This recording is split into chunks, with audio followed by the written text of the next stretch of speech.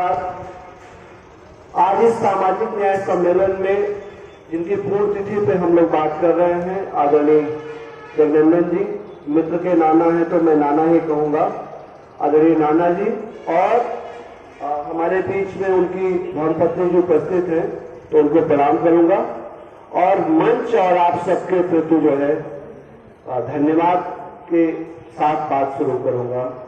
सामाजिक न्याय जब हम लोग बात कर रहे हैं तो एक सवाल तो बहुत सहजता से वैसे हमारे सब वरिष्ठ लोग हैं और आजमगढ़ इस मामले में तो बहुत शानदार जगह है। मैं अक्सर राजीव जी से बात कहता हूं, कभी लखनऊ में भेंट होती, इलाहाबाद में भेंट होती, इलाहाबाद के साथी है, साथ पढ़े हैं। मैं कहता हूं कि आजमगढ़ अम्बेडकर नगर ये वो जगह है जहां रामस्वरूप वर्मा जैसे लोग, जहां आप बहुत सारा नाम आजमगढ़ का ले ही लिए हैं, ऐसे लोग, और जहां सबसे पहले सामाजिक न्याय के नायकों को जगह मिली, काशीराम जी के रूप में उनकी पार्टी को भी यही सबसे पहले जगह मिली थी। और सपा को भी आप देखेंगे तो आज भी अगर संपूर्ण सीटें जीतने का इस जिले में है विधानसभा की, तो मैं ये समझता हूं कि ये बहुत समझदार लोगों की जगह है। और इतने समझदार लोगों के बीच में अगर हम कोई बात कर रहे हैं तो थोड़ा समझ के बात करना पड़ता है।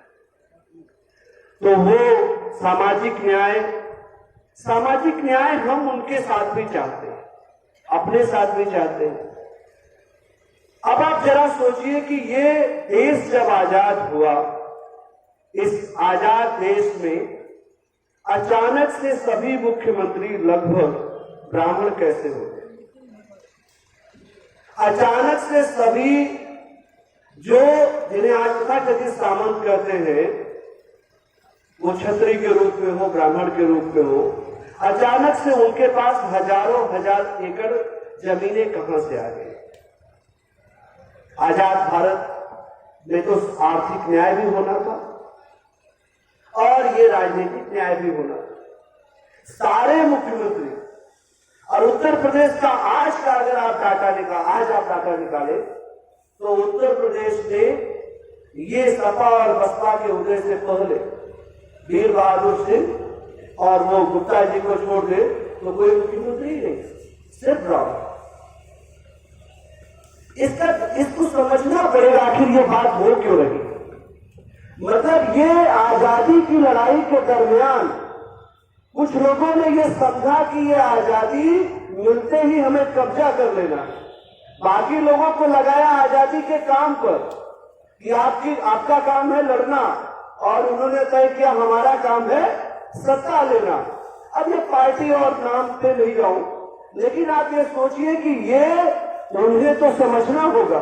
और आज आप जब सामाजिक न्याय पर आप ये बात कर रहे हैं कि आपको आपका हक मिल जाए, आपको नौकरी में बराबर मिल जाए, वो 19,000 साथी कर रहे थे, उस मसले के जेल जाना पड़ा। रविंद्र जी ये बात जो कह रहे थे, संशोधन नहीं कर रहे थे वो शुरुआती में जब मेरिट खुला तो वो 19,000 हमारे लोग ओवरलैप कर गए, तो वो कह रहे नहीं आपने उससे फार्म भरा है। और वही नहीं, लोक सेवा आयोग, संघ लोक सेवा आयोग, आपके उच्चतर आयोग, माध्यमिक आयोग, ओवरलैप पे पूरी कोशिश। हम तो ये नहीं कह रहे हैं कि आपका हम खा रहे हैं, हम आपके बराबर, आपसे ज्यादा नंबर पाए तो तब ना ओवरलैप के, और ये उनके लिए था जो कमजोर। तो सामाजिक न्याय हमें अपने भीतर समझ लेना होगा। दूसरा बड़ा आसान हुआ कि हम सब लोग जो है, जो इस पक्ष के लोग हैं, उनमें आपस की कोई दूरी बनी है। हमारा देश जाति का है, जातियों से बना हुआ है या जातियां बनाई गई है, और इन जातियों की प्रैक्टिस एक लंबे समय की है। और इतनी प्रैक्टिस है कि मेरा कोई पटेल दोस्त मुझसे चमार कह के बात करने में असहज महसूस करता है, मेरा कोई यादव दोस्त मेरे साथ चमार होने पर एक असहजता महसूस करता है, साथ पढ़ता है, साथ विश्वविद्यालय में रहता है, और उसकी हमारी चेतना एक है, एक ही तरह के हैं, एक ही तरह का कपड़ा पहनते हैं, एक ही हाथम में खाते हैं, लेकिन किसी मोर्चे पर असहज वो होता है और किसी मोर्चे पर असहज हम होते हैं। सामाजिक न्याय तो पहले ये होगा कि हमारी असहजता दूर हो, और दूर कैसे हो कि हम जब इस आधार पर खड़े होंगे कि हमारे आपस में एक वैचारिक चेतना हो और ये लगे कि हम एक है। जिसको जब आप अभी गाना बजा रहे थे तो नागवंशी कह रहे थे, मूल निवासी कह रहे थे, आप कह रहे थे कि कुछ लोगों ने, हमारे रमाकांत जी ने और जो है उधर लाल प्रसाद जी ने कहा कि सूत्र एकता करके कहा, और तमाम शब्द, जो शब्द हो सकता है मुझे नहीं मालूम, और नए शब्द क्या हो सकते हैं, लेकिन यह जिसको 85-90% कहा जा रहा है, वह 85-90% की आपस में एका का भाव कहाँ दिखेगा, किस मंच पे दिखेगा?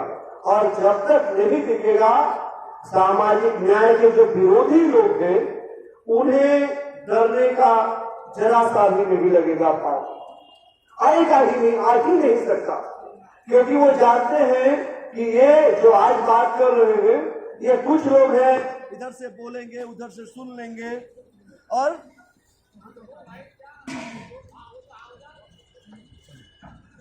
ये बात यहीं पे खत्म हो जाएगी, मतलब वो घरों तक बात नहीं जाएगी।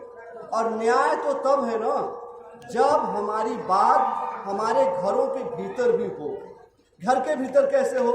अब उस घर के भीतर ले जाने के लिए हमने माना ही नहीं कि ये तो लंबी प्रैक्टिस है, लंबे समय की प्रैक्टिस है, तो लोग क्या समझते हैं कि ये बाहर की बात है, ये घर की बात नहीं है।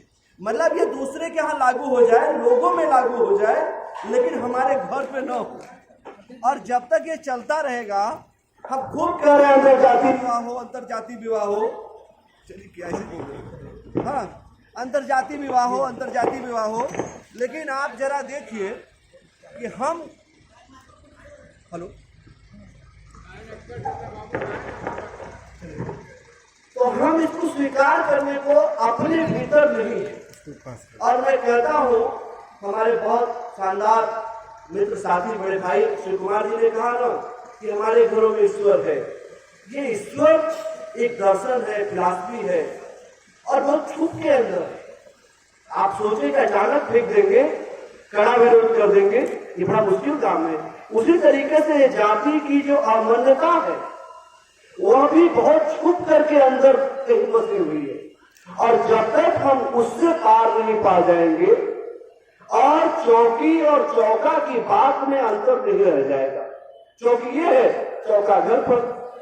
अभी महिला का आरक्षण लागू हुआ, हम लोगों की बात है, हम लोगों की डिमांड है कि उसमें एससी, ओबीसी और माइनॉरिटी या एससी की महिलाओं को भी कोटे में कोटा आरक्षण लागू हो।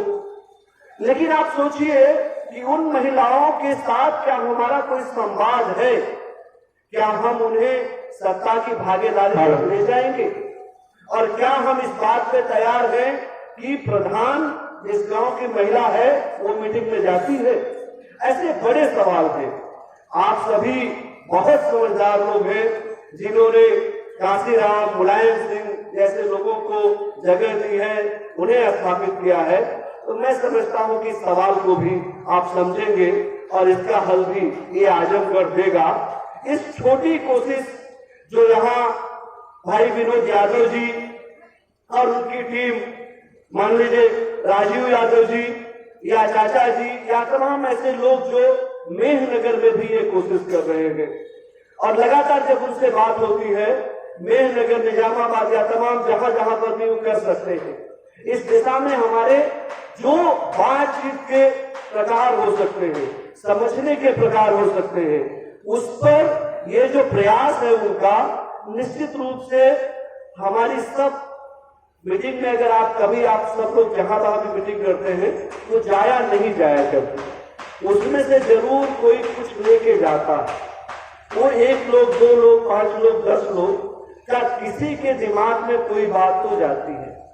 हम लोग कहते थे कि कैडर में सब बैठते हैं, लेकिन कैडर कुछ लोगों में बैठता है। तो ये बात एकदम सच है कि कुछ लोगों के तो मन में, दिल में ये बात जाएगी, इस सामाजिक न्याय के बोध को, हम कितना जिएंगे। और सामाजिक न्याय हमें चाहिए, अब देश की हर ईंट में चाहिए।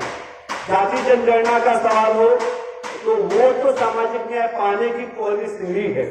मैं उसको ये मानता हूं कि जाति जनगणना कराकर उसके साथ आर्थिक जनगणना कराकर और कैसे हम भारत में उन सभी लोगों को, आज आप 80 करोड़ से ज्यादा लोग हैं जो राशन पर डिपेंड है भारत सरकार के, माने राशन न दिया जाए ऐसा माना जा रहा है तो उनका भोजन नहीं हो सकता।